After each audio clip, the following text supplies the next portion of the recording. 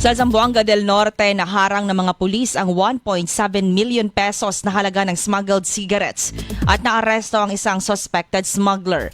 Si alias Baser na taga Zamboanga City ay nakabigong magpakita ng mga dokumento na magpapatunay na legal at nabayaran ang buwis ng mga kargamento ng kanyang ibinabiyahe.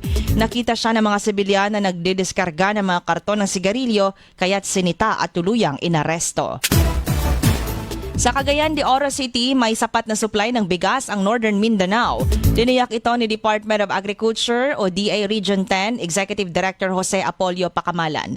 Katunayan, aniya, ang buffer stock ng NFA rice ay maaaring tumagal ng 30 days dahil sa mataas na palay production at steady inflow ng commercial rice.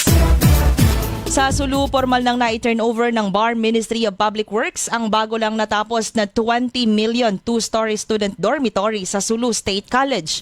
Sinabi ni Sulu District Engineer Anjan Ajihul na ang proyekto ay patunay ng koordinasyon at partnership bilang suporta sa edukasyon. Makikinabang ang mga mahihirap na mag-aaral sa dormitoryo. Sa Zamboanga Peninsula naman, inaprubahan ng Regional Tripartite Wages and Productivity Board in Zamboanga Peninsula ang salary adjustments ng mga manggagawa sa pribadong sektor. Ang 50 pesos per day na dagdag sahod ay epektibo sa January para sa unang wage increase at ang nalalabing 25 pesos ay sa June 2026.